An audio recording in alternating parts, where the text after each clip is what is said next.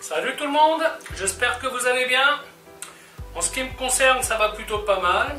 Alors comme d'habitude, on met les pouces, on s'abonne, on pose des questions. J'y répondrai avec plaisir. Alors aujourd'hui, je vais faire une quiche épinard saumon. Alors bien entendu, nous allons faire la pâte nous-mêmes. Donc pour la pâte, c'est facile. Il vous faudra de la farine, du beurre, de l'eau, un petit peu de sel, un petit peu de sucre et un jaune d'œuf. Ça, c'est pour la pâte. Pour la farce, c'est-à-dire ce qu'on va mettre dedans, là j'ai pris un gros paquet d'épinards que je vais cuire au beurre, que je vais légèrement fariner, et dans lequel je vais mettre de la crème et des œufs. Et bien entendu aussi du saumon. Alors sel, poivre comme d'hab, hein, et puis voilà. Vous pouvez y mettre du fromage si vous voulez. Ben, moi aujourd'hui je ferai sans. Je n'ai pas envie de mettre du fromage. Mais sachez que si vous avez envie, vous pouvez y mettre de la feta, vous pouvez mettre de la mozzarella. C'est des choses qui se font plutôt pas mal. Et par contre, la feta, il faut la couper tout petit. Parce que sinon, c'est un fromage, ils font pas trop bien. Hein, donc, vous risquez d'avoir des gros morceaux de fromage. Je trouve pas ça spécialement agréable à manger. Voilà, voilà. Ben, écoutez, je vais vous montrer comment faire tout ça. A tout de suite. Donc maintenant, nous passons à la cuisson de l'épinard. Tout simplement avec un petit peu de beurre.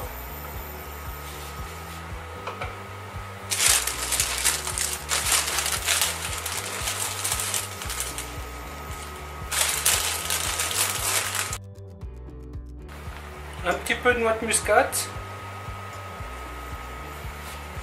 Sel. De l'ail. Voilà, et on y met le couvercle pour faire cuire ça tranquillement. Donc l'épinard, on le fait bien cuire. Hein. Je le démarre à couvert pour l'étuver. Et une fois qu'il est tombé, ben j'enlève le couvercle. Pour une grande tarte, une quiche, pour une grande quiche, vous pouvez bien compter 800 g d'épinards. Hein. Donc là, je vais peser 100 g de crème. Voilà, une fois que l'épinard est cuit, on va mettre une cuillère de farine,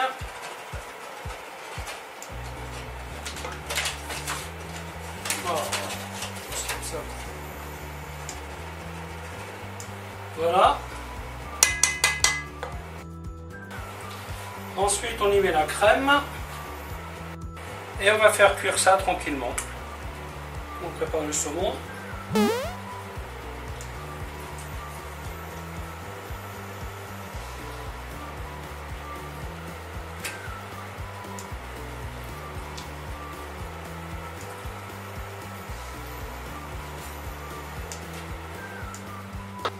Alors le saumon, on va le couper en cubes. Voilà, pas trop petit. Hein, Voilà, voilà. La pâte est pré-cuite.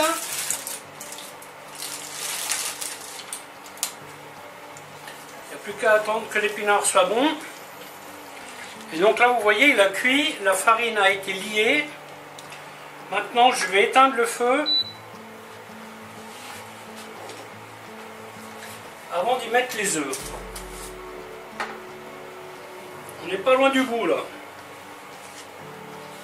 Comme dit, si vous avez envie d'y mettre du fromage, vous pouvez. Bien entendu, on rectifie l'assaisonnement. Donc une fois que l'épinard s'est tempéré un peu, on y met les œufs. Alors si vous faites une grande tarte, tout ce que vous avez à faire, c'est de multiplier par 2. Hein. Épinard x2, œuf x2, pâte x2. Là, il y a une probabilité que j'en ai trop, donc je prévois un petit plat gratin que je ferai cuire en même temps.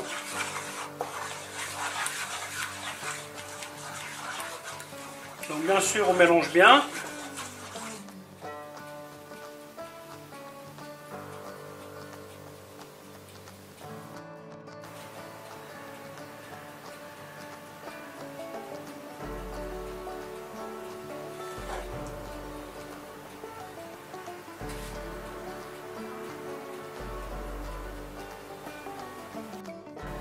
Alors par sécurité, je mets toujours une plaque en dessous.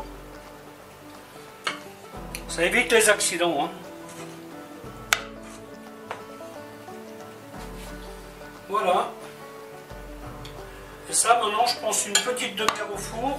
À partir de maintenant, ça cuit assez vite parce que l'intérieur est encore chaud, l'épinard.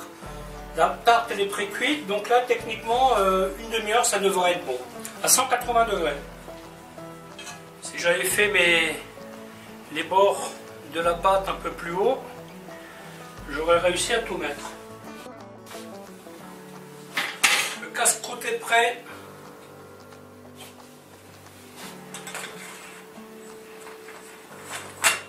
Premier test.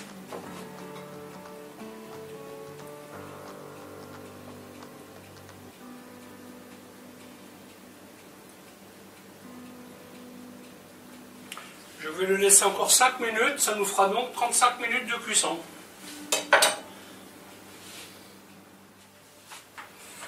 Voilà, voilà, ça y est, c'est cuit. Je vais laisser reposer un petit peu et après je vous montre comment démouler tout ça. Alors pour démouler, vous voyez, vous prenez un torchon, vous le posez sur votre bras et vous glissez. Et après, hop. Bon, ça reste chaud, hein, faites quand même attention. Voilà. Si tout va bien, vous arrivez même à enlever le fond sans problème. Voilà, voilà, la vidéo va s'arrêter là. Ici, vous avez le petit casse-croûte à côté. Alors, j'espère qu'elle vous aura plu cette vidéo et à bientôt pour une autre recette. Bye bye.